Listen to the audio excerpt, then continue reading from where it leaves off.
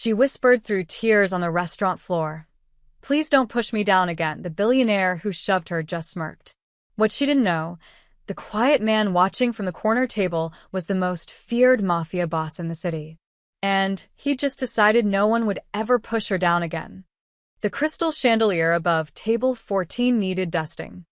Ana Martinez noticed it as she balanced 4 plates of sea bass on her forearm, weaving through the Friday night crowd at Le Bernardin Palace. In her 2 years serving Manhattan's elite, she'd learned to spot imperfections: the smudged wine glass, the crooked fork, the chandelier that dulled the sparkle in a millionaire's champagne.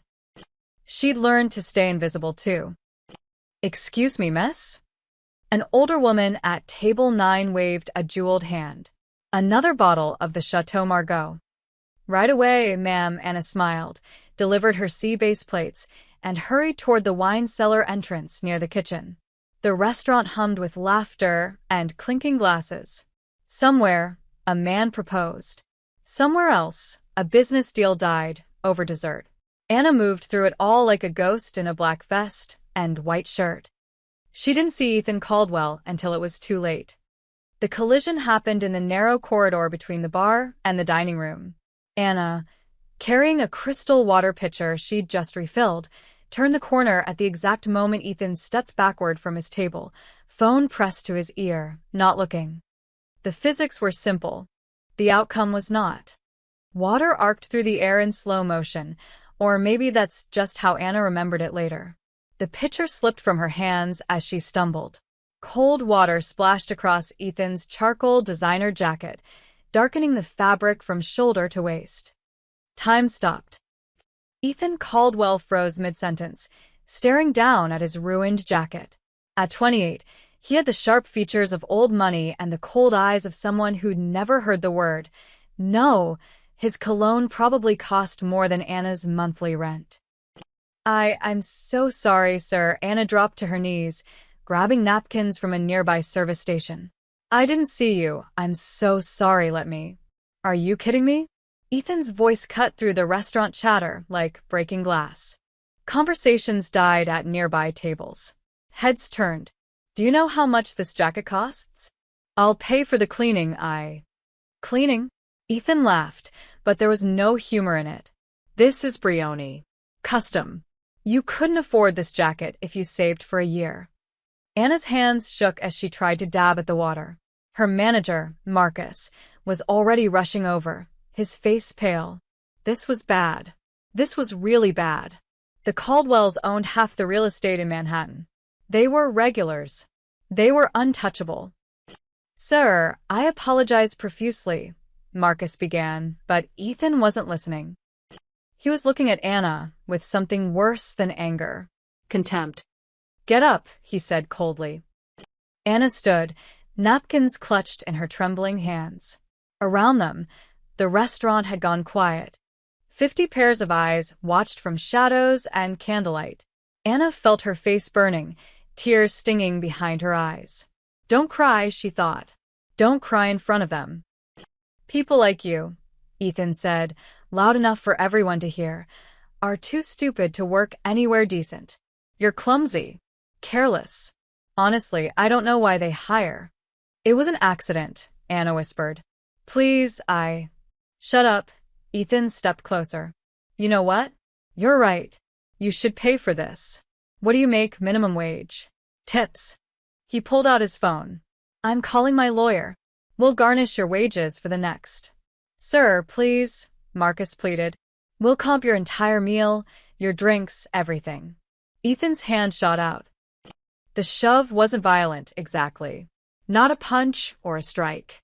Just 2 hands on Anna's shoulders, pushing hard enough to send her stumbling backward. Her heel caught on the edge of a floor mat. Her arms windmilled. She fell. The sound of her body hitting the marble floor echoed through the silent restaurant. Pain shot through her hip and elbow. The napkins scattered around her like snow. For a moment, Ana just lay there, stunned. She'd never been pushed before. Never been treated like nothing. Like less than nothing. Somewhere in the crowd, someone snickered. "Please," Ana heard herself say. her voice breaking. She looked up at Ethan from the floor, tears finally spilling over. "Please don't push me down again." She wasn't sure why she said it. Maybe because she couldn't say anything else. Maybe because, in that moment, lying on the cold marble while Manhattan's elite watched and whispered, those were the only words that felt true. The snickering grew louder. Someone muttered something about the help. Marcus reached down to help her up, apologizing, always apologizing. Then a chair scraped. The sound cut through the whispers like a blade. Anna looked up through blurred vision and saw a man rising from the VIP section in the back corner, the table everyone knew but nobody approached. Table 23. The table that was always reserved, always private, always surrounded by men in dark suits who never smiled.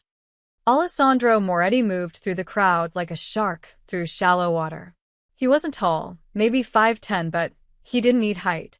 Something in the way he walked, the set of his shoulders, the absolute calm in his dark eyes, made people step back without thinking. The restaurant held its breath. Alessandro stopped in front of Ethan, who hadn't noticed him yet. Ethan was smirking at his friends, pocketing his phone, probably already composing the story he'd tell at his next country club meeting. Then Alessandro's hand shot out and grabbed Ethan's collar. The movement was so fast, so sudden, that Ethan didn't even have time to react. 1 second he was standing. The next, he was being lifted onto his toes. Alessandro's fist twisted in his expensive shirt, their faces inches apart. "You," Alessandro said quietly, "made a mistake." His voice was barely above a whisper, but in the dead silence of Le Bernardin Palace, everyone heard it. Ethan's face went from red to white in an instant. His mouth opened, but no sound came out. Alessandro didn't shout, didn't threaten, didn't need to.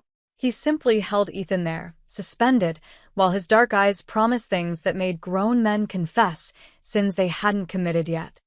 From the floor, Anna stared up at both of them, her heart pounding so hard she thought she might pass out. And somewhere in the back of the restaurant, 3 different phones captured everything. For exactly 7 seconds, nobody moved. Alessandro held Ethan suspended by his collar, their faces so close that Ethan's panicked breathing fogged the space between them. The Mafia boss's expression never changed, no anger, no satisfaction, nothing but cold calculation. Then, just as suddenly as he'd grab him, Alessandro let go.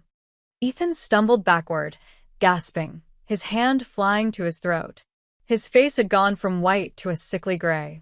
For a man who'd never experienced real consequences in his 28 years, those 7 seconds had lasted a lifetime. "Mr. Caldwell," a voice cut through the tension. 3 men in expensive suits materialized from somewhere in the crowd. Ethan's bodyguards, his father's men, the people paid to keep him safe. They'd been too shocked to react at first. Nobody grabbed Alessandro Moretti. Nobody touched the Caldwells. These 2 facts couldn't exist in the same universe. But they just had.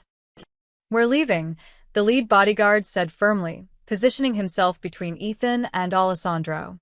His hand hovered near his jacket, not quite reaching for a weapon, but the threat was clear. Alessandro didn't even glance at him.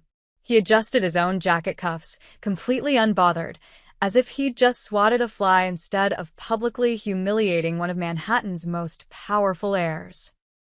"Smart choice," Alessandro said quietly. Ethan's friends scrambled to gather his things, his phone, his wallet, his dignity. One of them threw cash on the table, far more than their bill required.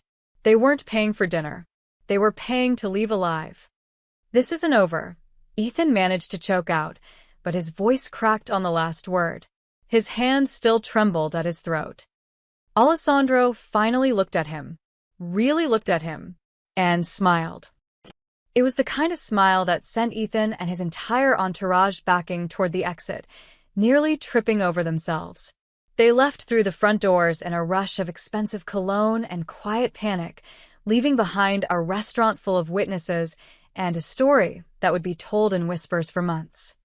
The moment they were gone, the spell broke. Conversations erupted at every table, but quieter now, more careful. Everyone had seen what happened. Nobody wanted to be next. Anna was still on the floor. Marcus helped her up, his hands shaking almost as badly as hers. Are you okay? Are you hurt? I'm fine, Anna liegt. Her hip throbbed where she'd landed, and her elbow was already starting to bruise. But that wasn't what had her shaking. She looked toward table 23, where Alessandro had returned to his seat as if nothing had happened. He didn't look at her, didn't acknowledge her, just picked up his wine glass and took a sip, resuming a conversation with the man across from him, a gray-haired man in a perfectly tailored suit who'd watched the entire scene with mild interest. Go clean up, Marcus whispered. Take a break. 10 minutes. Anna nodded numbly and headed for the staff bathroom on unsteady legs. Behind her, the restaurant slowly returned to its normal rhythm, but she could feel every eye following her path across the floor. In the bathroom, she locked herself in a stall and finally let herself cry. Not from pain, though her body ached, but from humiliation, Confusion. Fear. Why had Alessandro Moretti, of all people, defended her? Everyone in Manhattan knew his name. Everyone knew what he did, even if they pretended not to. 5 minutes later, Anna splashed cold water on her face and returned to work. She had 6 more hours on her shift. Bills didn't pay themselves. The rest of the night passed in a blur of whispered conversations and pointed stares. Other waitresses asked if she was okay in hushed voices. The kitchen staff treated her like she'd survived a car crash. Even the restaurant's owner, Mr. Chen, appeared from his office to check on her, something he'd never done before. You sure you can work? He asked, studying her face. I'm sure. He nodded slowly. Table 23 asked for you specifically. Anna's stomach dropped. What? They want you to handle their table for the rest of the night. Just. Be professional. And polite. Her legs felt like water as she approached table 23. Alessandro was discussing something with his companion in Italian, their voices low. She caught fragments, numbers, names she didn't recognize, words that sounded like business but felt like threat. Excuse me, she said softly. Can I get you anything? Alessandro glanced up. His eyes were dark brown, almost black, and completely unreadable. The lady will have the chocolate souffle. Anna blinked. There was no lady at the table. Just Alessandro and the gray-haired man. For you? Alessandro clarified, his expression neutral. After your shift. The kitchen will prepare it. I don't understand. You don't need to, he returned to his conversation, dismissing her without another word. Anna stood there for a moment, confused, then retreated to the kitchen. Behind her, she heard the gray-haired man chuckle. You've got a soft spot, Alessandro. I've got standards, Vincent. There's a difference. By the time Anna's shift ended at midnight, her feet ached and her mind raced with questions she couldn't answer. The kitchen had indeed prepared a chocolate souffle, which sat waiting for her with a small note. Go home safe. In the staff changing room, the other waitresses couldn't stop talking. Did you see his face? Ethan looked like he was going to pass out. I heard someone recorded it. Everyone's talking about it. Why would Alessandro Moretti care about a waitress? Anna changed in silence, avoiding their questions. She just wanted to go home, take a hot shower, and forget this night ever happened. But as she left through the back exit into the cold November air, she noticed a black car idling at the curb. The window rolled down, revealing a man in a dark suit, one of Alessandro's men from table 23. Get in, he said. We'll take you home. I can take the subway. It wasn't a request, miss. Anna hesitated, then climbed into the car. As they pulled away from the restaurant, she caught a glimpse of someone across the street, phone raised, camera pointed at her. The videos, she would learn later, had already begun to spread. Richard Caldwell's Saturday morning began with 18 text messages, 11 missed calls, and a video that made his coffee taste like battery acid. He sat in his penthouse office overlooking Central Park, watching his son get grabbed by the collar for the 4th time. The video quality was excellent.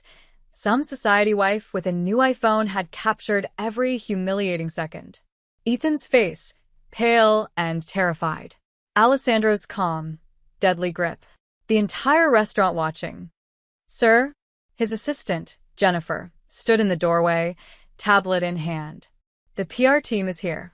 Send them in. 3 people filed into his office. Dylan Torres, his head of public relations, Melissa Kim, crisis management specialist, and Robert Hayes, the lawyer who'd made bigger problems than this disappear. They all looked like they'd been awake for hours. Because they had been. Talk, Richard said, not looking away from his computer screen where the video played on loop. Dylan cleared his throat. As of 6 a.m., the video has been shared in 73 private group chats among Manhattan's social elite. It hasn't gone public yet. These people know better than to post openly. But everyone who matters has seen it. How bad? Bad, Melissa said bluntly. She opened her tablet. The narrative is forming fast. Here's what people are saying. Why did Alessandro Moretti defend a random waitress? The theories range from her being his illegitimate daughter to his secret mistress. Some think she's connected to another family. Everyone wants to know her name. Richard's jaw clenched. And my son. Silence. Say it. Dylan shifted uncomfortably. They're calling him a coward. A bully. Saying he picked on the wrong person's property. The word hung in the air like poison. Property.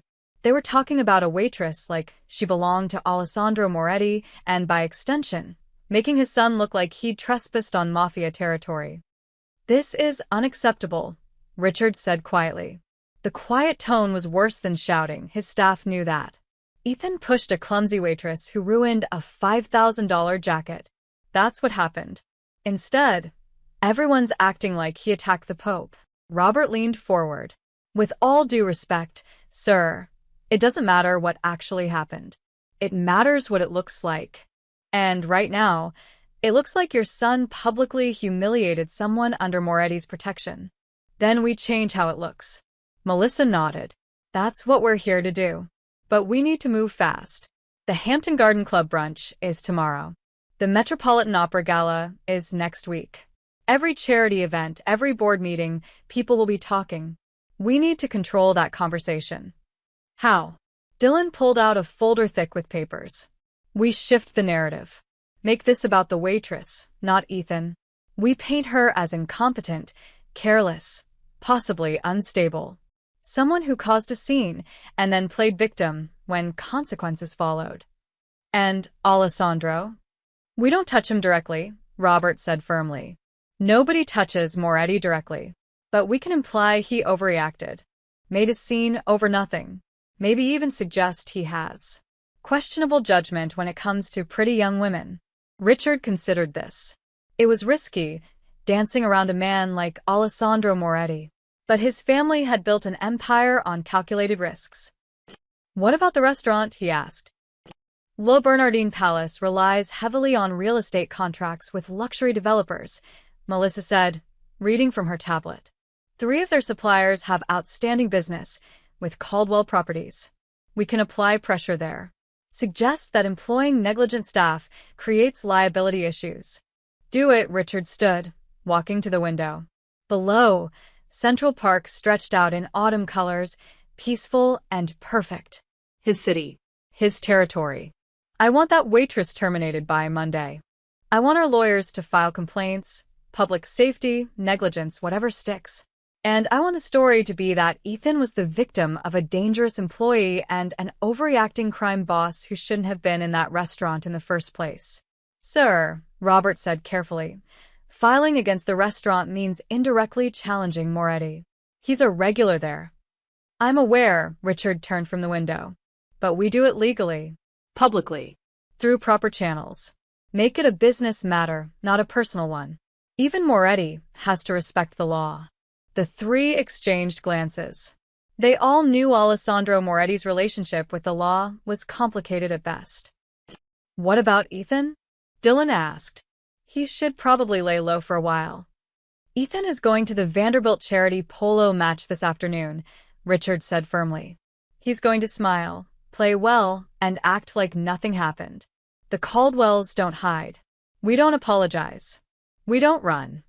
After they left, Richard stood alone in his office, watching the video one more time. He paused it on Alessandro's face, that calm, calculated expression that promised violence, without saying a word. His phone buzzed. A text from his wife, Catherine, who was having breakfast at the plaza with her social circle. Everyone's talking about last night. I'm handling it, but you need to fix this. Now. Another text, this one from his business partner. Board meeting Tuesday. Investors are asking questions. And another from the mayor's office. We should talk. Richard deleted them all and made a call. This is Richard Caldwell. I want to file a formal complaint against Le Bernardin Palace for employing unsafe staff. I want it public, I want it legal, and I want it today. Across the city, in dozens of luxury apartments and townhouses, Manhattan's elite were having similar conversations over espresso and croissants. At the Whitmore estate, Victoria Whitmore whispered to her daughter, I heard she's his goddaughter from Sicily. At the university club, Senator Patterson told his colleagues, Moretti never acts without reason. There's more to this story. At a Soho brunch spot, 3 gallery owners debated. Maybe she saved his life once. Maybe she's FBI. Maybe she's nobody, and that's what makes it interesting. Everyone had a theory.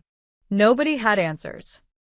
And in a small studio apartment in Queens, Anna Martinez woke up to 47 missed calls and a sinking feeling that her life had just become very, very complicated.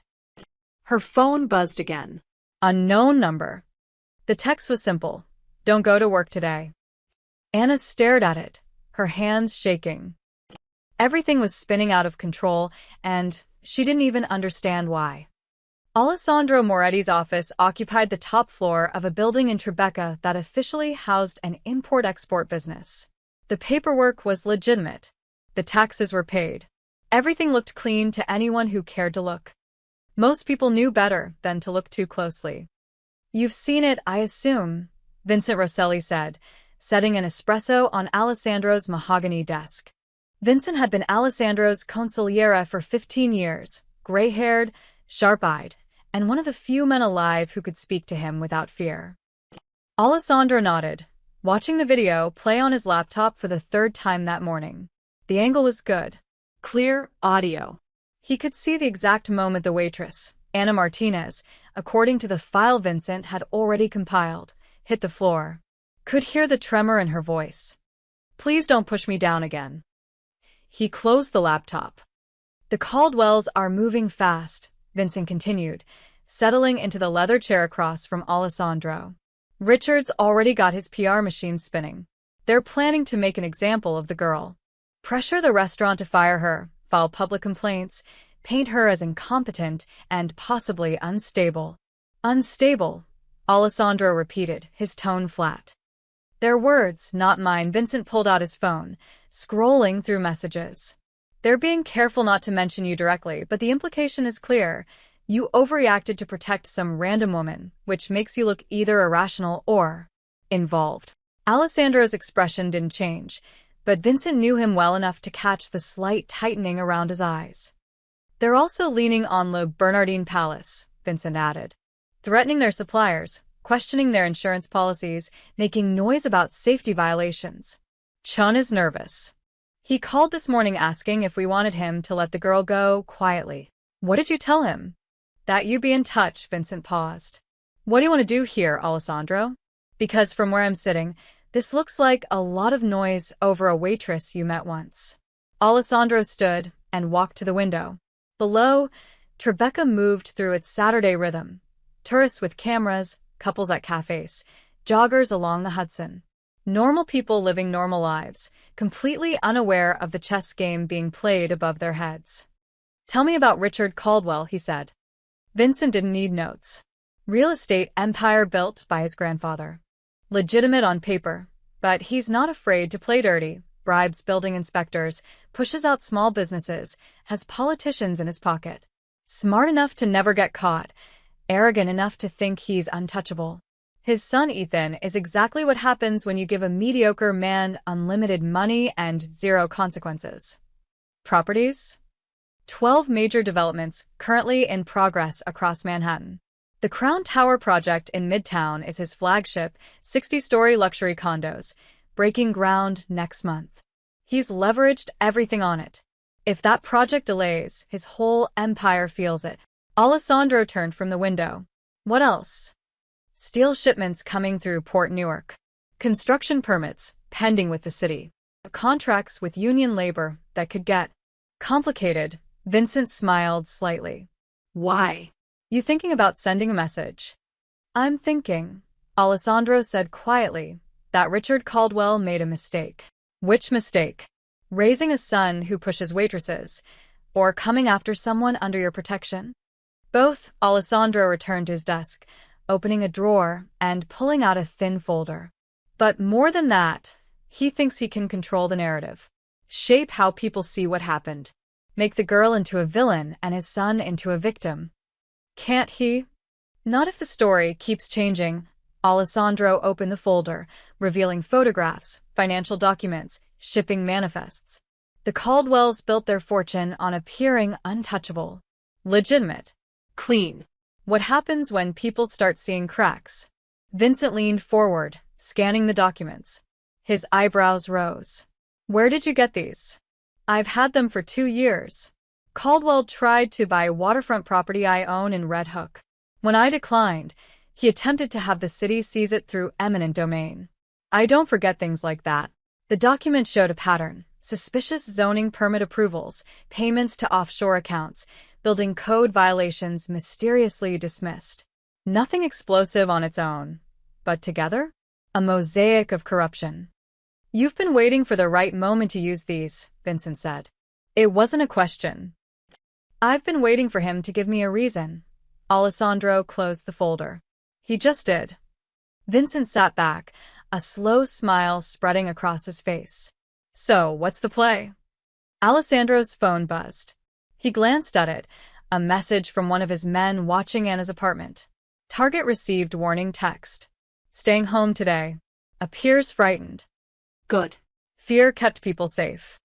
The play, Alessandro said, setting his phone down, is quiet. No violence. No drama. No dead bodies that trace back to us.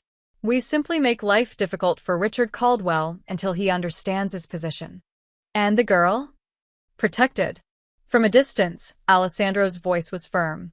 She doesn't need to know. She doesn't need to be involved. She just needs to be safe while this plays out. Vincent nodded slowly. You know people will talk. They already are. Everyone wants to know why you care about a waitress. Let them talk. Speculation doesn't hurt us. Alessandro opened his laptop again, pulling up a different screen. Construction schedules, permit applications, shipping manifests for Caldwell projects. What hurts us is appearing weak. Allowing people like Ethan Caldwell to think they can act without consequences. And his father? Alessandro's smile was cold. Richard Caldwell is about to learn that money and power aren't the same thing. He has buildings, contracts, lawyers, all things that can be delayed, complicated, examined too closely. He closed the laptop with a soft click. Let's see how loud they are when the walls close in. Vincent stood, understanding the dismissal. I'll make some calls. Start with the port. His steel shipment is due Tuesday. Should be easy to delay for routine inspection. Nothing obvious. Nothing that traces back here. Never is. Vincent paused at the door. For what it's worth. That girl said one sentence, and you moved heaven and earth. People notice things like that. After Vincent left, Alessandro sat alone in his office, the morning sun casting long shadows across his desk. He pulled up the video one last time, watching Anna fall, hearing her broken voice. Please don't push me down again. She hadn't been asking Ethan. She'd been asking the world. Asking life to stop crushing her just once. To show a little mercy. Alessandro understood that feeling. Had felt it himself, once a lifetime ago in a different city with a different name. He deleted the video and made his first call. By sunset, 3 of Richard Caldwell's construction projects would experience mysterious delays. By Monday, the walls would start closing in. Anna spent Sunday in her apartment with the curtains drawn, ignoring her phone. By Monday morning, she'd convinced herself that maybe things would blow over. Maybe the whole incident would fade like it never happened. She was wrong. The call came at 9 a.m. Marcus, her manager, his voice tight with stress. Anna, you need to come in. Now. Mr. Chen wants to see you. My shift doesn't start until. Now, Anna. The subway ride to the restaurant felt like riding toward an execution. Anna kept her head down, hyper-aware of every glance from other passengers. Did they know? Had they seen the videos? She'd finally looked at her phone last night and found dozens of messages from co-workers, old friends, even her cousin in Chicago asking if she was the waitress. Le Bernardin Palace looked different in daylight, less glamorous, more ordinary. The lunch prep crew was already working inside. Anna entered through the back, avoiding the main dining room, and headed straight for Mr. Chen's office. Marcus met her in the hallway. His expression made her stomach drop. What's happening? She asked. Just let Mr. Chen explain. He wouldn't meet her eyes. Mr. Chen sat behind his desk, looking like he'd aged 10 years since Friday night. 2 other people were in the room, a woman in a sharp gray suit carrying a leather briefcase, and a man Anna recognized as David Park, the restaurant's general manager. Sit down, Anna, Mr. Chen said quietly. She sat. Her hands were already shaking. The woman opened her briefcase and pulled out a thick manila envelope. Miss Martinez, my name is Sarah Winters. I'm the restaurant's legal counsel. What I'm about to show you is serious, and you need to understand the situation we're all in.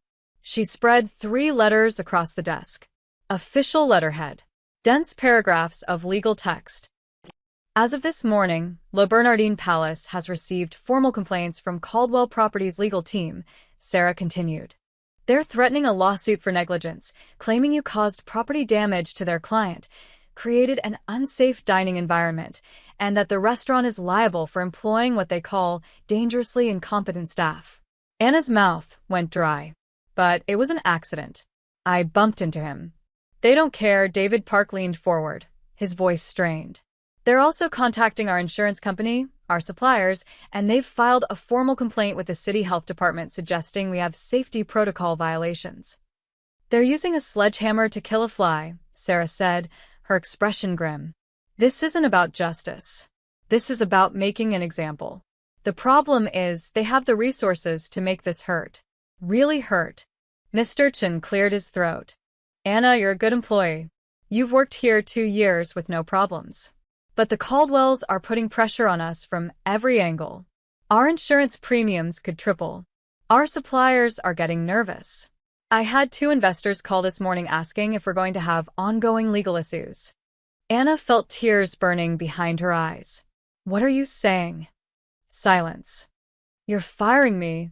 We don't want to, Mr. Chen said, and he sounded like he meant it.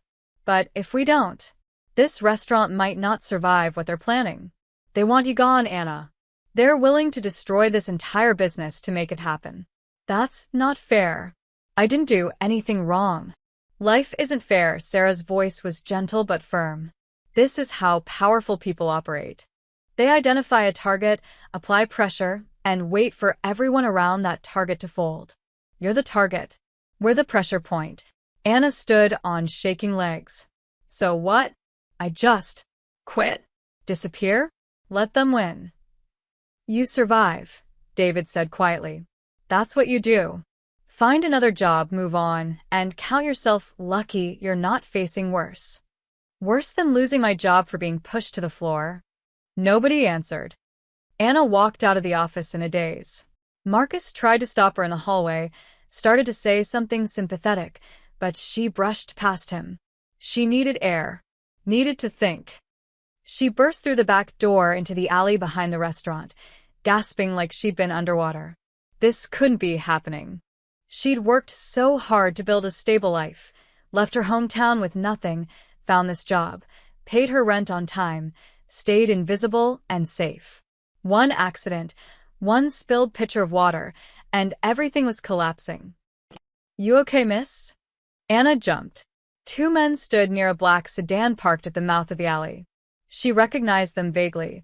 They'd been at Le Bernardin Palace on Friday night, sitting at table 23.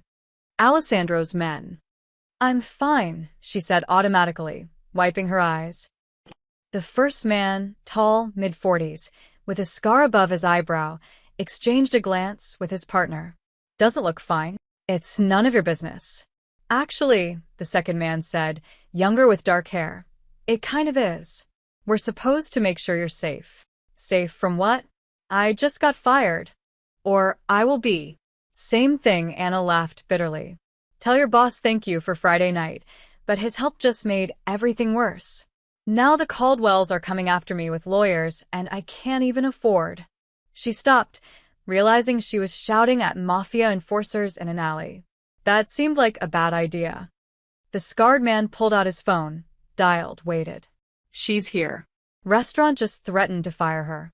Caldwell lawyers are applying pressure. A pause. "Yeah." "Okay."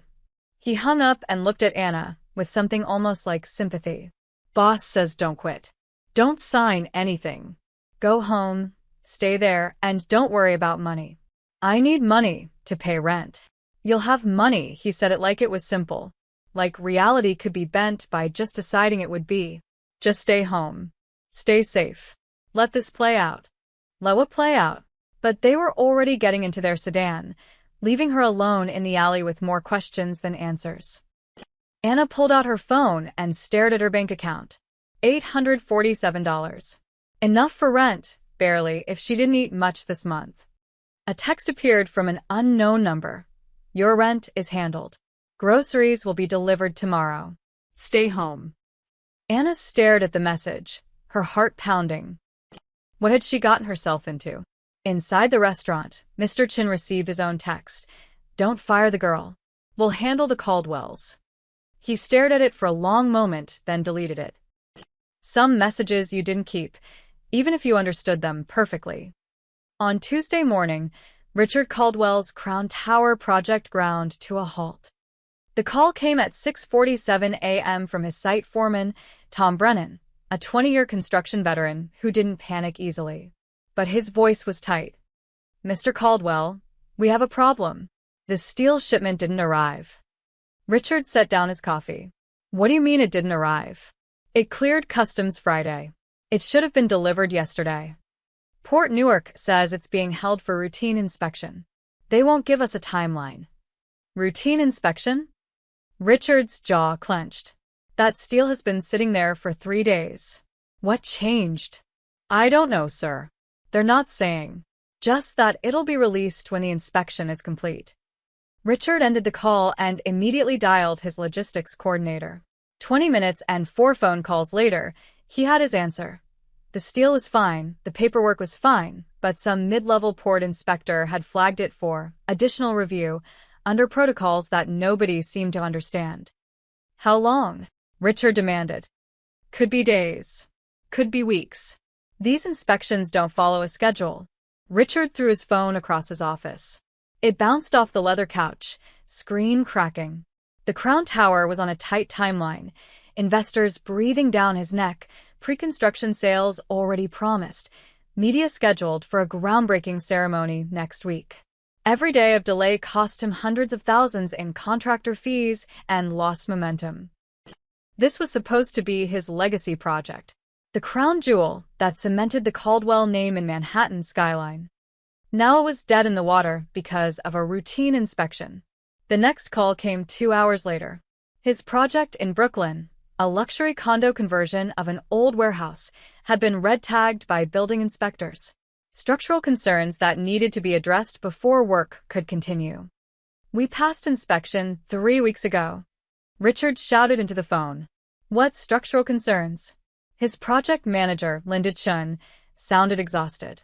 "They're saying the original inspection was incomplete. They want independent structural engineers to review the load-bearing walls before we can proceed.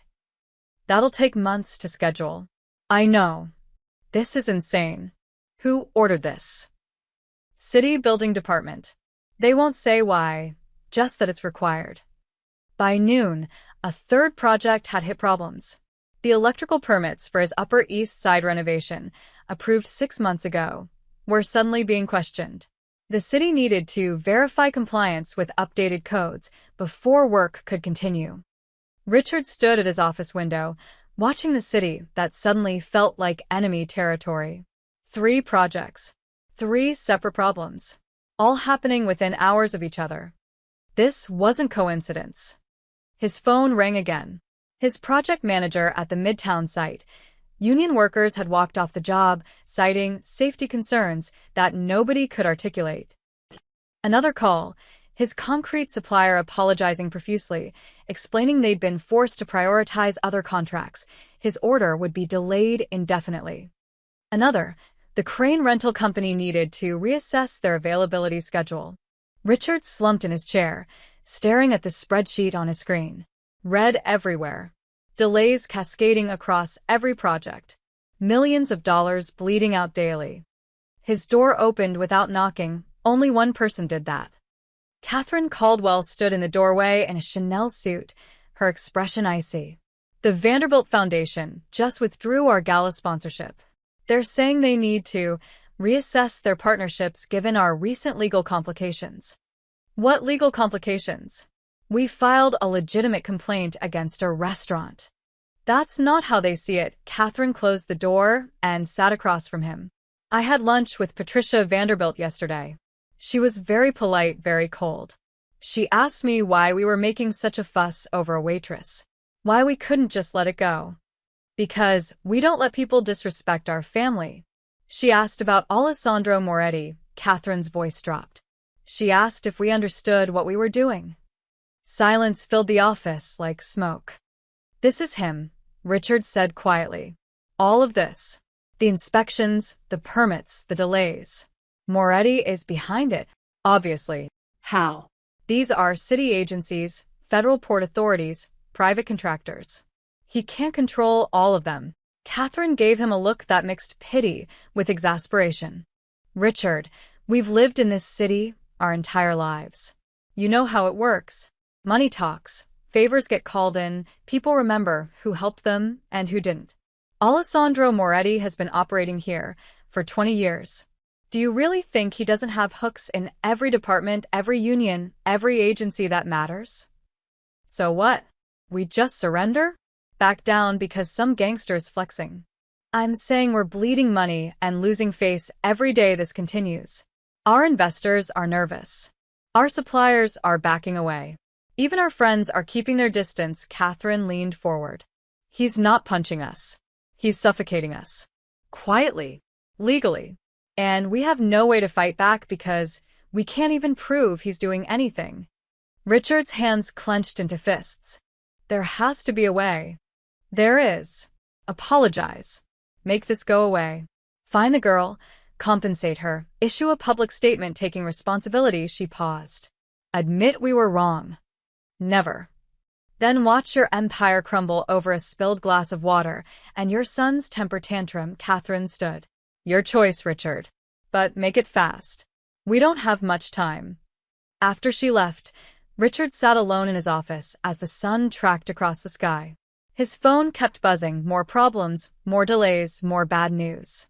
Each one another finger of pressure, another wall closing in.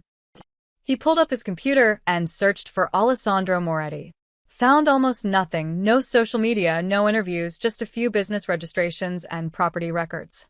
The man was a ghost who somehow controlled half the city. A new email arrived. No sender name, just a message. The delays will continue until you understand your position.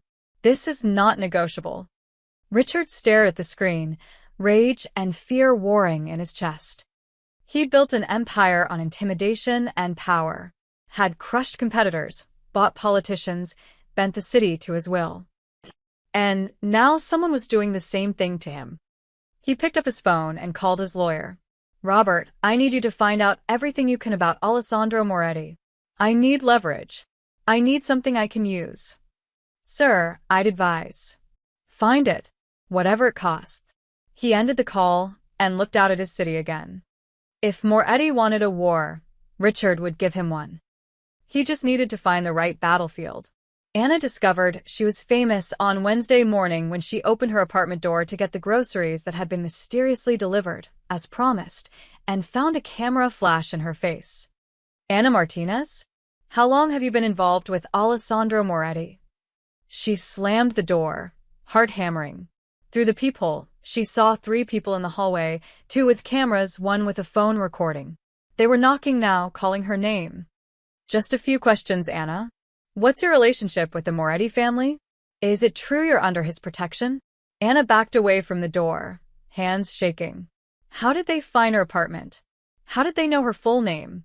She grabbed her phone and saw 17 missed calls from numbers she didn't recognize, dozens of texts from people she barely knew, and her social media accounts, which she rarely used, flooded with messages. Most were curious. Some were supportive. Many were cruel. Gold digger. Mafia whore. You ruined a good man's reputation for attention. Hope you're happy, you manipulative bitch. Anna felt sick. She hadn't asked for any of this. She'd spilled water, gotten pushed, and now her entire life was unraveling. Her phone rang, a number she recognized. Her landlord. Hello. Miss Martinez, I'm getting complaints. There are photographers in the building asking about you, bothering other tenants. This is a quiet building. We can't have this kind of attention. I didn't invite them. I don't want them here. Nevertheless, it's becoming a problem. I need to ask, is there something going on I should know about? Anna closed her eyes. Even her landlord thought she'd done something wrong. No. Nothing. I'll handle it. She hung up and sank onto her couch, staring at her phone as notifications kept flooding in. Someone had found her Instagram. 3 photos total, all from over a year ago, and people were picking apart everything. Her smile, her clothes, her background. Strangers analyzing her life like she was a puzzle to solve. A text appeared from Marcus. Don't come to work. There are reporters outside the restaurant. Mr. Chin says stay away until this blows over.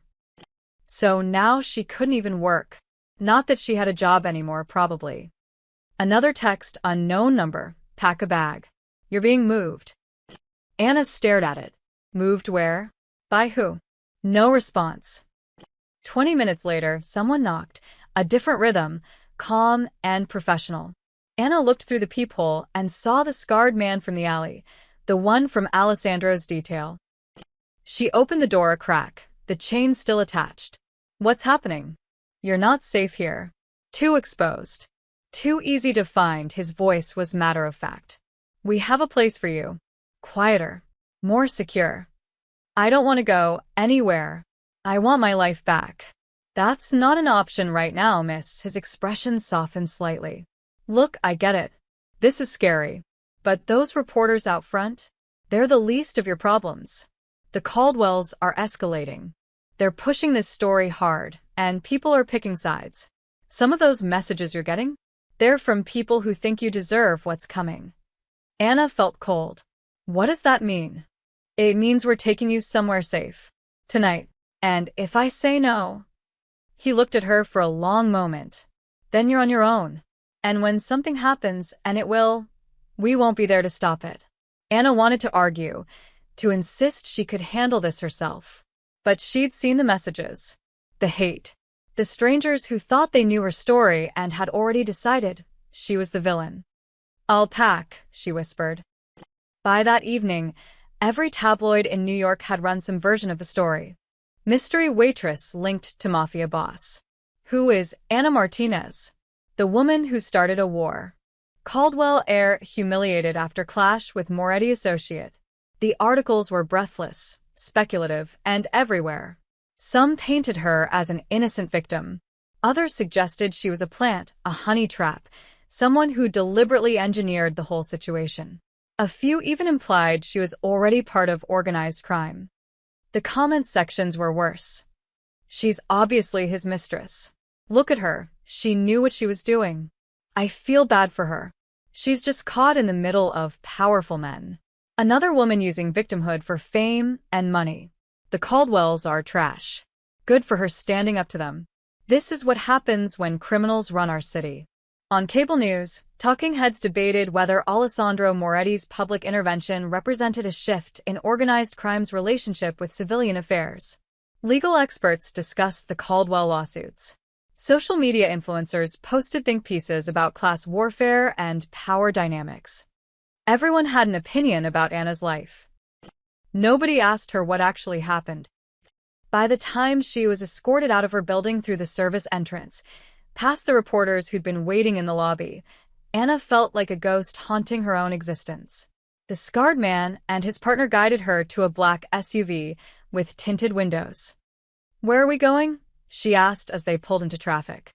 "Somewhere the cameras can't find you," the younger man said from the driver's seat. Anna looked out the window at the city lights blurring past. 2 weeks ago, she'd been invisible. A nobody. A waitress who paid her rent on time and kept her head down and never caused trouble. Now her face was on the news. Strangers were debating her morals, and she was being hidden away like a fugitive. "I didn't ask for this," she said quietly. "Any of this." The scarred man glanced at her in the rearview mirror. "Nobody ever does, miss. But that doesn't change what is." The SUV drove through the night, carrying her away from her apartment, her job, her normal life, carrying her deeper into a world she didn't understand and never wanted to enter. Behind them, the cameras kept flashing. The story kept growing. And somewhere in his Tribeca office, Alessandro Moretti watched the news coverage with cold satisfaction. Richard Caldwell wanted a public battle. He'd given him one. Now, everyone would see what happened when you pushed the wrong person down. The Caldwell Properties press conference was scheduled for Thursday at 10 a.m., held in the gleaming lobby of their flagship building on 5th Avenue. Richard had orchestrated every detail: the lighting, the backdrop, the carefully selected journalists who'd been promised exclusive follow-up interviews. Ethan sat beside his father at the polished oak table, wearing a perfectly tailored navy suit and an expression of wounded dignity. They'd rehearsed this for hours. Dylan Torres had coached him on body language, tone, when to pause for effect. "Look sincere," Dylan had instructed. "Not angry. Hurt. Disappointed. You're the victim who just wants to move forward." Now, facing 24 cameras and twice as many reporters, Ethan kept his hands folded on the table, his posture relaxed but attentive. Exactly as practiced. Richard spoke first, his voice measured and grave. "Thank you all for coming. My family doesn't typically engage in public disputes, but recent events have forced us to address serious allegations and misrepresentations." He paused, letting the weight settle. "Last Friday evening, my son Ethan experienced what should have been a minor incident at a restaurant, an employee's carelessness that resulted in property damage. What followed has been a coordinated campaign of defamation and intimidation that we can no longer ignore." A reporter's hand shot up. Richard nodded. "Are you referring to the video of your son pushing a waitress?" "I'm referring to a video that shows one brief moment without context," Richard corrected smoothly. "A video that has been selectively edited and shared to create a false narrative. What that video doesn't show is the minutes before, the employee's reckless behavior, her refusal to accept responsibility, and my son's entirely reasonable response to someone who destroyed a $5,000 jacket and showed no remorse." Ethan leaned forward, his expression earnest. "I want to be clear, I never intended to hurt anyone. When Miss Martinez stumbled backward, it was because she was already off balance from her own carelessness. The video makes it look worse than it was," he swallowed, as if fighting emotion. "What hurts most is how this has been twisted into something it wasn't. I'm being portrayed as some kind of monster when all I did was react like anyone would to having their property destroyed and being treated with disrespect." Another reporter: "What about Alessandro Moretti's involvement?" Richard's expression hardened. "That's exactly what concerns us. Mr. Moretti's violent overreaction to a simple accident raises serious questions. Why would someone with his reputation publicly assault my son over a waitress he'd never met? What is the true nature of their relationship?" And why is Miss Martinez apparently being protected and sheltered by individuals with organized crime connections? The room buzzed. This was the angle they'd been waiting for. Are you suggesting the waitress is involved with organized crime? A tabloid journalist called out. I'm suggesting the facts don't add up, Richard said carefully. A young woman with no apparent connection to Mr. Moretti suddenly has his full protection, his resources, his influence. She's disappeared from her apartment, being hidden by his associates. Why?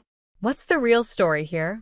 Dylan stepped forward with prepared materials, glossy folders distributed to every journalist. Inside, a timeline of events, photographs of Ethan's ruined jacket, copies of the restaurant complaint, and most damaging, a detailed background on Anna that made her look calculating. Miss Martinez has worked at multiple upscale restaurants over the past 3 years, Dylan explained, reading from prepared notes. Each position lasted less than 9 months. At her previous employment, she was reprimanded twice for errors in service.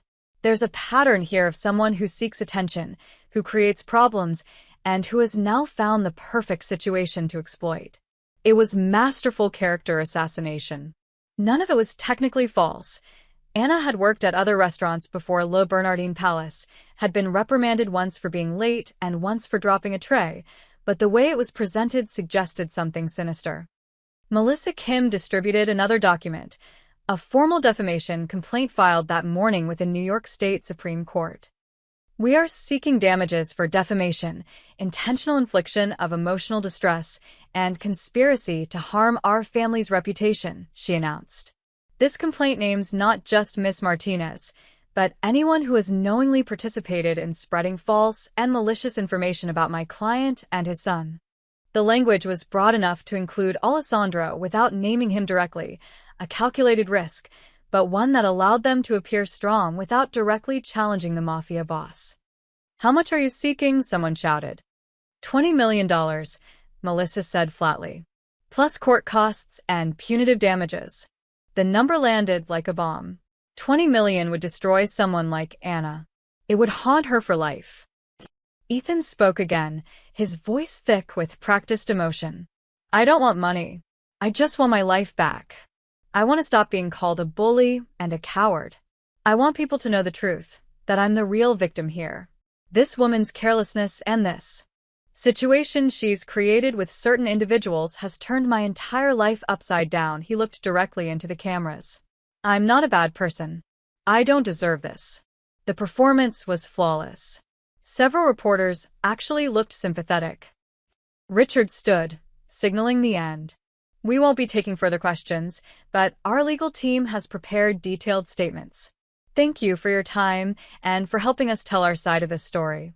Within an hour, the news cycle had shifted. Caldwell's Fight Back were the real victims. $20 million defamation suit filed against mystery waitress Ethan Caldwell. I'm not a monster. Questions mount about Moretti connection to Martinez. Social media exploded with debate. Finally, someone telling the truth. These gold diggers always play victim. Are we really believing the billionaires are the victims here? That press conference was BS. We all saw the video. $20 million? They're trying to destroy her for an accident. Something's not right about her connection to Moretti. They're hiding something. By evening, even legitimate news outlets were questioning Anna's motives, her background, her sudden disappearance. The narrative was shifting, not completely, but enough. Enough to create doubt. Enough to make some people wonder if maybe, just maybe, the Caldwells had a point. In his Tribeca office, Alessandro watched the press conference recording for the 3rd time, his expression unreadable. Vincent stood nearby, arms crossed. They're playing it smart. Can't attack you directly, so they're attacking the girl's credibility. Make her look like a schemer. Make you look like you got played by a pretty face. They filed a $20 million lawsuit against a waitress. And they'll withdraw it later as a goodwill gesture to look magnanimous. Right now, it's just meant to scare her. Intimidate anyone helping her, Vincent paused. It's working, too. I've had 3 calls from people distancing themselves, saying they don't want to get involved in legal complications. Alessandro's jaw tightened. Richard Caldwell thinks he can control the narrative by playing victim, by making this about doubt and questions instead of what actually happened. Can he? Alessandro stood, walking to his window. The city lights flickered in the darkness below. No, he said quietly, because doubt works both ways. And he's built his entire empire on appearing legitimate. Clean. Above reproach. He turned back to Vincent, his expression cold. Let's show them what's really underneath. The first package arrived at the New York Times on Friday morning. Jennifer Walsh, investigative reporter with 15 years covering city corruption, almost tossed it in the recycling. No return address, plain manila envelope, the kind cranks used to send conspiracy theories and grainy photos of UFOs. But something made her open it. Inside, a USB drive and a single type note. The Caldwells aren't who they claim to be. Everything you need is here. Verify it. Jennifer plugged the drive into her computer. Her eyes widened. Zoning permit applications with handwritten notes in the margins, dollar amounts, dates, initials. Building inspection reports that had been filed showing violations, then mysteriously replaced days later with clean versions. Bank statements showing wire transfers to offshore accounts in the Cayman Islands, each transfer coinciding with a major permit approval or rezoning decision. Holy shit, Jennifer breathed. She spent the next hour cross-referencing everything. The documents were real. She could verify the permit numbers, the dates, the officials involved. Someone had handed her a roadmap to systematic corruption spanning 5 years. By noon, 3 other major outlets had received identical packages. The Washington Post's New York bureau chief opened his to find detailed records of Caldwell Properties bribing city council members to approve zoning changes that displaced low-income residents. Names, amounts, email correspondence that made it impossible to deny. The Wall Street Journal got financial documents showing money laundering through shell companies, luxury properties purchased with cash, held for months, then sold at suspicious losses that magically reduced the Caldwells' tax burden. Bloomberg received evidence of Caldwell Properties manipulating building code enforcement, paying inspectors to ignore violations at their sites while red-flagging competitors' projects. Every package included the same note, verify it. And they did. By Friday evening, Jennifer Walsh had confirmed enough to run with the story. Her editor initially hesitated. The Caldwells had powerful lawyers and deep pockets, but the documentation was too solid to ignore. The article went live at 11 p.m. Caldwell Empire built on corruption. Internal documents reveal years of bribery, money laundering. The opening paragraph pulled no punches. Caldwell Properties, one of Manhattan's most prominent real estate developers, has systematically bribed city officials, manipulated building inspections, and laundered money through offshore shell companies, according to internal documents obtained by the Times. The evidence suggests a pattern of corruption dating back at least 5 years, touching dozens of projects across New York City. The story included photocopies of damning documents, carefully redacted to protect sources, but clear enough to show authenticity. Bank transfers with handwritten notes like ZB approval, final payment, and inspector handled proceed, email chains discussing the usual arrangements for permit approvals. Within an hour, the other outlets published their versions. Each one added new details, new evidence, new angles. Together, they painted a devastating picture. Richard Caldwell's phone started ringing at midnight. Have you seen it? Catherine didn't bother with hello. It's everywhere. The Times, the Post, Bloomberg. They have our financial records, Richard. They have everything. Richard sat in his home office in his pajamas, laptop open, watching his empire collapse in real time. The articles were being shared thousands of times. Cable news was already preparing emergency segments. His carefully constructed press conference from yesterday, Ethan's wounded dignity, the defamation lawsuit, their victim narrative, was being obliterated. Where did they get this? He whispered. Does it matter? It's out. It's verified. The DA's office is going to have to investigate. Richard scrolled through the documents embedded in the Times article. He recognized them. These were from his private files, his secured servers. Only a handful of people had access, and he trusted them all. Which meant someone had stolen them. Or, more likely, given what happened to his construction projects, someone had been planning this for a long time. Alessandro Moretti.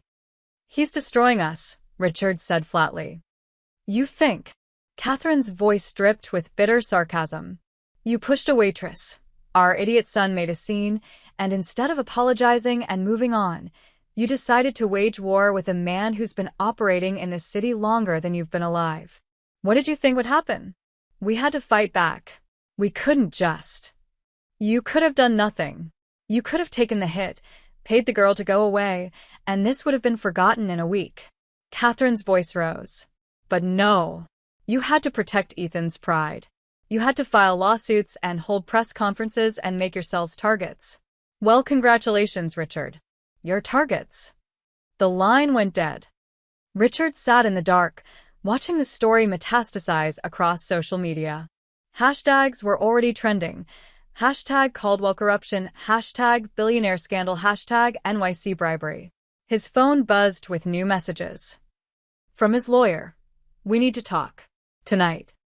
From his lead investor. Emergency board meeting. Monday, 9 a.m. Don't be late. From the mayor's office. The DA has opened a formal investigation. They'll want to speak with you. By Saturday morning, the narrative had completely shifted. The same reporters who'd been sympathetic at yesterday's press conference were now writing scathing follow-ups.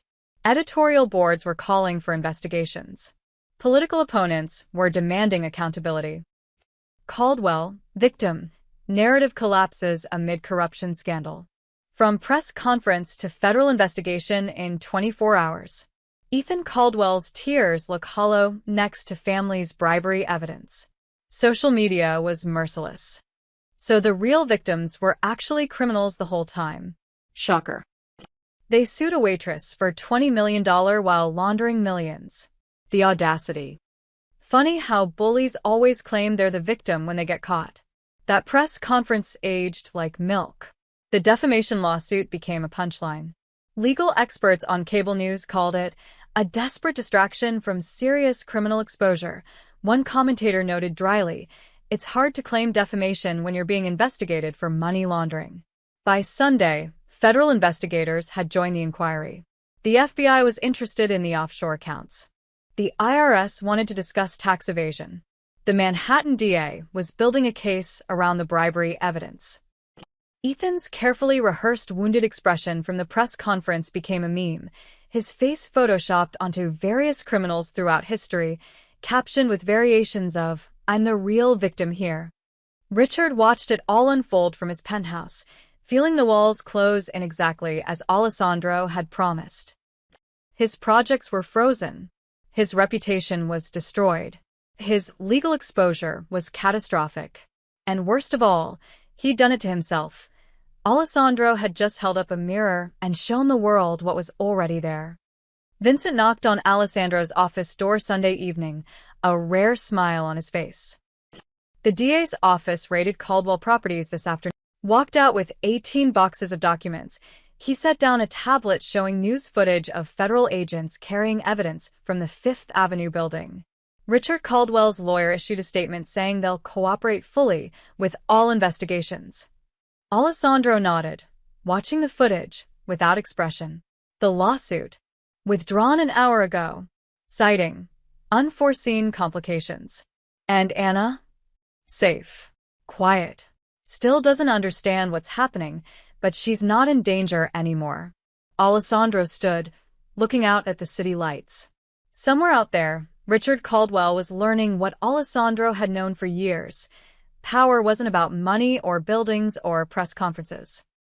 It was about knowing where the bodies were buried. And having the patience to dig them up at exactly the right moment. The Beaumont Foundation Charity Gala was Manhattan's most exclusive social event of the fall season. Held annually at the Plaza Hotel's Grand Ballroom, it attracted senators, CEOs, celebrities, and anyone who wanted to be seen as mattering in New York high society. Tickets started at $10,000. The guest list was curated by committee. Getting invited meant something. Richard Caldwell had been a fixture at the gala for 20 years. "This is our opportunity," he told his crisis management team on Monday morning. His legal troubles were mounting: the DA's investigation, the FBI inquiry, the IRS audit, but he refused to hide. "The gala is Friday. Everyone who matters will be there. We make an appearance, we show we're not running scared, and we remind people that the Caldwell name still means something in this city." Dylan Torres looked skeptical. "Sir, with respect, your approval ratings are in the basement right now. The corruption story is everywhere. Showing up at a society gala might look tone-deaf." "Not showing up looks like guilt," Richard countered. "We go, we're gracious, we write a big check to charity, and we demonstrate that we're cooperating with investigations while maintaining our innocence.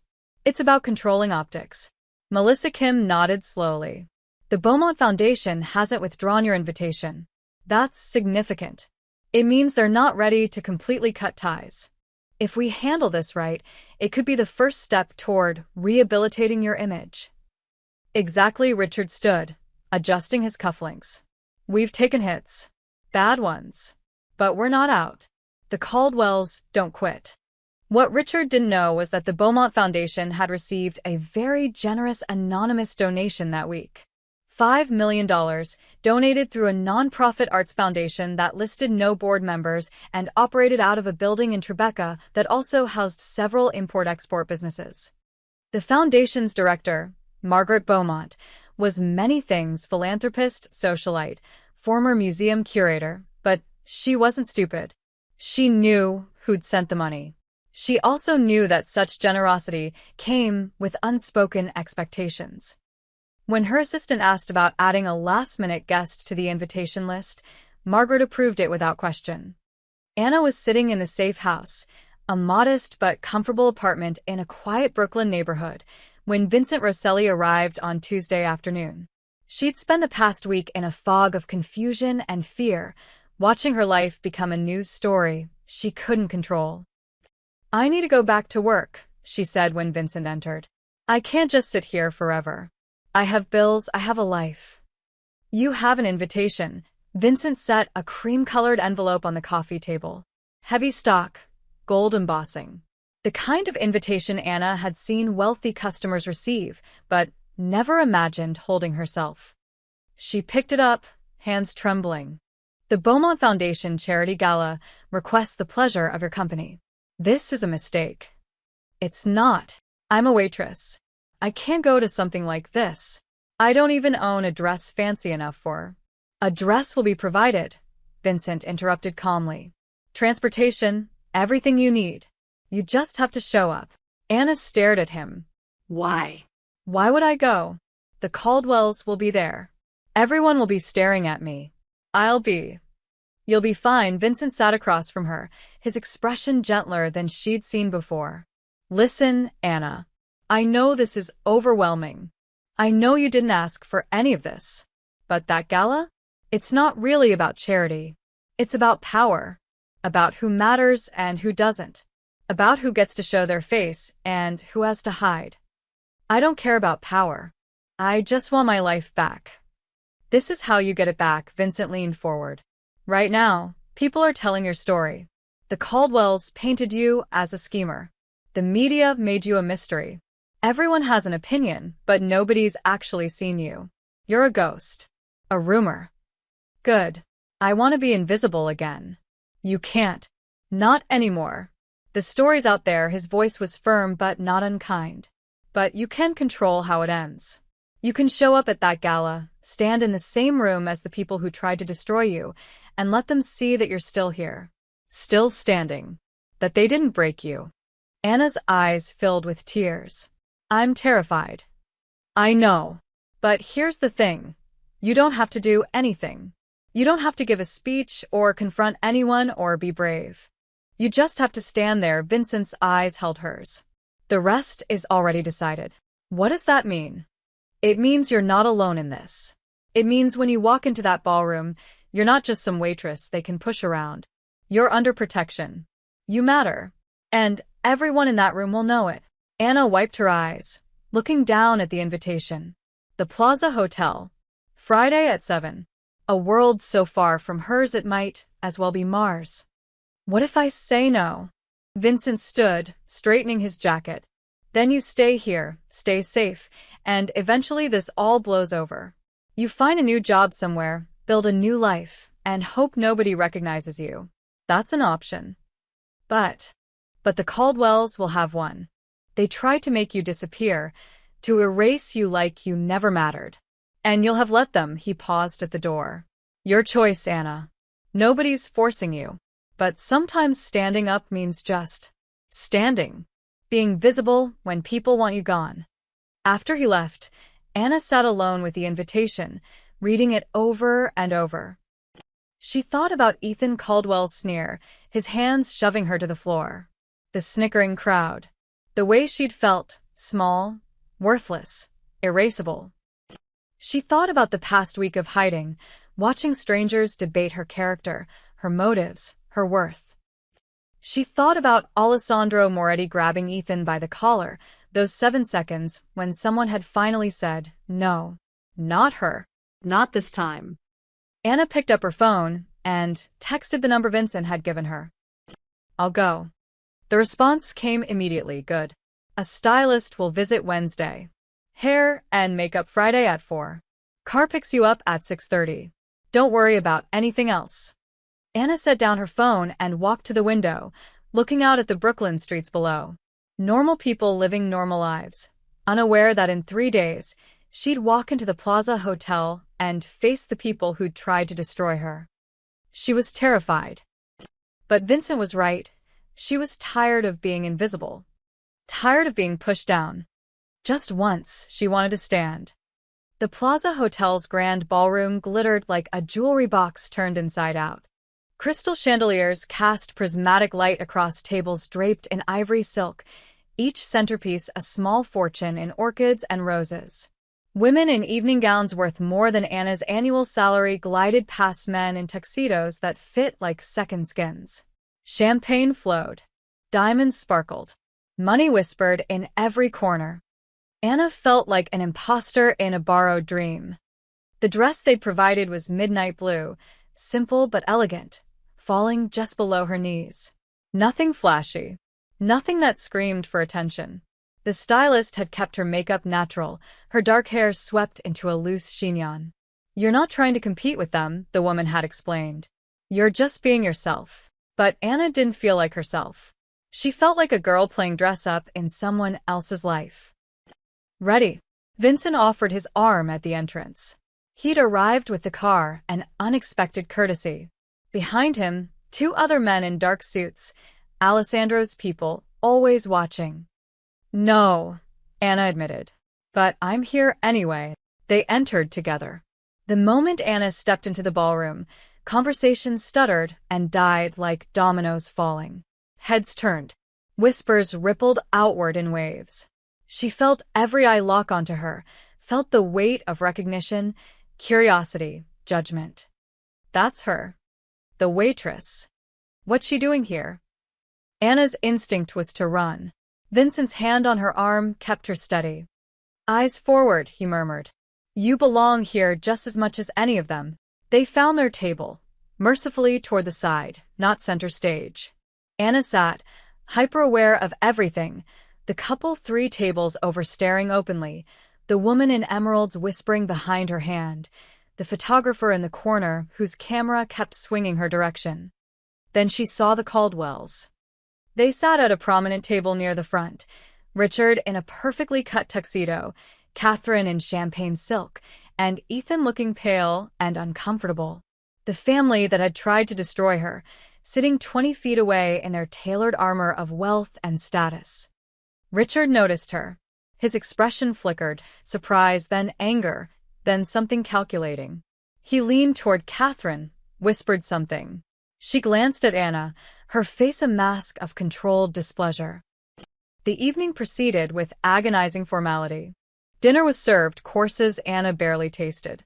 Speeches were given by foundation directors and generous donors. The Beaumont Foundation presented awards. Throughout it all, Anna felt like an exhibit, a curiosity everyone pretended not to stare at while staring constantly. Then Margaret Beaumont took the microphone for closing remarks. Before we conclude this wonderful evening, I'd like to acknowledge the incredible generosity of our donors. She listed names, powerful families, corporations, foundations. And a special thank you to our anonymous benefactor whose extraordinary $5 million contribution will fund arts education programs across the city for the next decade. Applause filled the ballroom. Anna clapped politely, not understanding. Margaret continued, her voice taking on a more serious tone. This foundation was built on principles of compassion, dignity, and standing up for those who cannot stand for themselves. These values matter, especially in challenging times when it's easier to look away than to do what's right. The room grew quieter. People sensed something shifting. Which brings me to a matter that has dominated our city's attention these past weeks. Margaret looked directly at Richard Caldwell. Mr. Caldwell, would you join me, please? The ballroom went silent. Richard stood slowly, his lawyer face firmly in place, and walked to the front. Camera flashes erupted. The event had media present, carefully selected outlets covering Manhattan's elite at play. Anna's heart hammered. What was happening? Mr. Caldwell, Margaret said, her voice carrying through the microphone, you've asked for this opportunity to address a situation that has caused considerable discussion. Richard took a breath, and Anna suddenly understood. This had been arranged, negotiated. The price of his attendance, perhaps, or a condition Margaret had imposed after receiving that anonymous $5 million donation. Richard looked out at the crowd, then his eyes found Anna. For a moment, the billionaire real estate mogul who'd tried to crush her looked almost human, almost vulnerable. Miss Martinez, he began, his voice carefully modulated. I owe you an apology. The words landed like stones in still water, creating ripples of shocked murmurs. Recent events have revealed truths about my family and our business practices that I deeply regret. In the midst of addressing these issues, I allowed anger and pride to dictate my actions. He paused, the pause of a man who'd rehearsed this, but hated every word. My son made a mistake. I compounded it by attacking your character and your livelihood instead of simply apologizing. For that, I am truly sorry. Anna sat frozen. Every camera in the room swung between Richard and her, capturing her shock, his carefully controlled contrition. What happened at Le Bernardin Palace was a misunderstanding that spiraled out of control, Richard continued, using the exact language his lawyers had probably written. You were doing your job. The accident was exactly that, an accident. Neither you nor anyone else deserved the treatment you received, from my son or from my family's subsequent actions. I apologize publicly, completely, and without reservation. He looked at Ethan, who sat at their table with his head lowered, face burning red. Ethan? Ethan stood reluctantly, looking like he might be sick. He couldn't meet Anna's eyes. I'm sorry, he managed, his voice barely audible. I was wrong. I'm sorry. The humiliation was total, absolute. The man who'd sneered at her, pushed her, called her stupid, was apologizing in front of Manhattan's elite with cameras capturing every second. Anna opened her mouth, unsure what to say. Then she saw him. Alessandro Moretti stood at the very back of the ballroom, partially hidden in shadow near the service entrance. Arms crossed, face expressionless. He wasn't sitting at a table, hadn't eaten dinner, hadn't participated in the evening's festivities. He was just there. His presence filled the room more than any speech or apology. Everyone knew who he was. Everyone understood what his attendance meant. The Caldwells weren't apologizing because they wanted to. They were apologizing because they had to. Because the alternative was worse. Alessandro's dark eyes met Anna's across the crowd. He didn't smile, didn't nod, just looked at her for a moment, then turned and disappeared through the service door, leaving as silently as he'd arrived. Miss Martinez? Margaret's voice pulled her back. Do you accept their apology? Anna looked at Richard Caldwell, powerful, desperate, trapped by his own choices. Looked at Ethan, humiliated and small, looked at the crowd of wealthy elites watching this drama unfold over champagne and dessert. "I accept," Anna said quietly. Because what else could she say? Because despite everything, she just wanted it to end. Applause erupted, polite and uncertain. Richard returned to his table without meeting anyone's eyes. The evening concluded with awkward small talk and hurried exits. Anna sat in her chair as the ballroom slowly emptied, Vincent standing nearby, and realized something fundamental had shifted. She'd walked in as a victim. She was leaving as something else entirely. 3 days after the gala, Anna returned to Le Bernardin Palace. Marcus nearly dropped his clipboard when she walked through the back entrance in her server's uniform. "Anna, I thought. We didn't know if you were coming back." "I need to work," she said simply. "And last I checked, nobody actually fired me."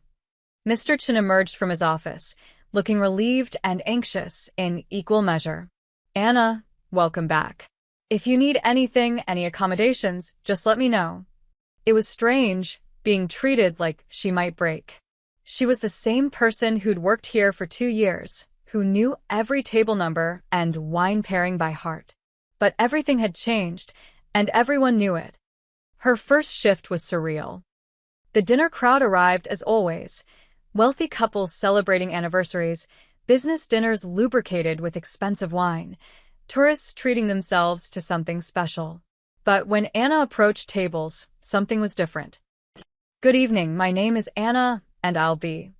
"We know who you are," an older woman in pearls interrupted, but her smile was warm. "It's lovely to meet you, dear." Her dinner companion nodded. "What you went through is awful. We're glad you're all right." Anna didn't know how to respond. "Thank you. Can I start you with drinks?" It happened again at the next table. And the next. Customers who would have barely noticed her before now treated her with careful respect, like she was someone who mattered. A few even asked for photos, which Mr. Chen quickly, but politely discouraged. The other servers were different too.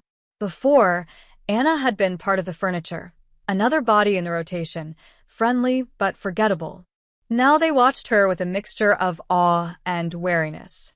Whispered conversations stopped when she entered the break room. Questions hung unasked in the air. Sarah, a server who'd worked there longer than Anna, finally spoke what everyone was thinking. "So, "Are you, connected now?" To them. "I'm just trying to work," Anna said quietly. "But Alessandro Moretti helped me when I needed help. That's all." Anna pulled on her apron. "I'm the same person I was 2 weeks ago. I just want to do my job." Sarah nodded slowly, but the distance remained. Anna understood. She'd become something they couldn't quite categorize, not quite one of them anymore, but not part of that other world either. Suspended somewhere in between. The Caldwells, meanwhile, had retreated from public view entirely. Ethan's social media went dark. Richard canceled all public appearances. Catherine resigned from 3 charity boards. Their flagship Crown Tower project remained frozen, investors pulling out in waves. Federal investigators worked through boxes of evidence while lawyers negotiated plea deals behind closed doors. The empire wasn't destroyed. Too much money, too many assets, too many lawyers for complete collapse. But it was wounded, diminished, operating under a cloud of scandal that wouldn't lift for years. The Caldwell name, once synonymous with success, now carried whispers of corruption and humiliation. Anna watched it unfold from a distance, through news articles and overheard conversations.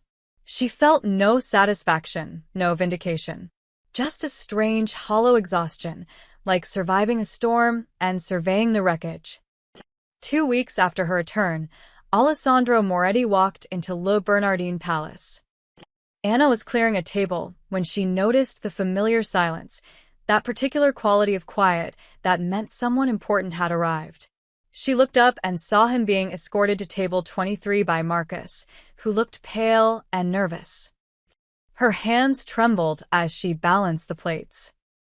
"Anna," Mr. Chen appeared beside her. "Table 23 requested you specifically." Of course they had. She approached the table on unsteady legs. Alessandro sat alone, reading something on his phone. He wore a dark suit, understated and perfectly tailored. When he looked up, his expression was neutral, polite. "Good evening," Anna said, her voice steadier than she felt. "Can I get you something to drink?" "The Barolo, please." 2016-inch. Right away, she turned to leave. "Anna." She stopped, turned back. Alessandro studied her for a moment with those dark, unreadable eyes. "You're all right?" It wasn't really a question, more an assessment. Yes. "Thank you for everything." He nodded once, dismissing the gratitude as unnecessary, just doing what needed to be done. Anna wanted to ask so many questions. Why had he helped her? What did he want from her? Was she safe now, truly safe, or would there always be a debt hanging over her head? But looking at him, she understood she'd never get real answers. Men like Alessandro Moretti didn't explain themselves. They simply acted, and the world rearranged itself around their decisions. "I'll get your wine," she said. Over the following weeks, Alessandro became an occasional regular. Once, maybe twice a month, always at table 23, always requesting her section. He was polite, tipped well, never lingered too long, never mentioned that night, the videos, the gala, any of it. He was just a customer, and she was just a waitress. Except they both knew better. The city moved on as cities do. New scandals replaced old ones. Different headlines captured attention. The story of the waitress and the Mafia boss faded into Manhattan lore, something people referenced occasionally, a cautionary tale about power and consequences, but no longer breaking news. Anna Martinez returned to her quiet life, or something close to it. She paid her rent on time, worked her shifts, stayed invisible in the ways that mattered. But when she walked through the restaurant now, she walked differently. Head higher, voice steadier. Because she'd learned something fundamental that night on the marble floor when she'd whispered those words, "Please don't push me down again." She'd learned that sometimes the quietest voices carried the furthest. That standing up didn't always mean fighting back. Sometimes it just meant refusing to disappear. What began with a shove ended with a public power shift, and one waitress's quiet voice changed the city's balance without lifting a finger.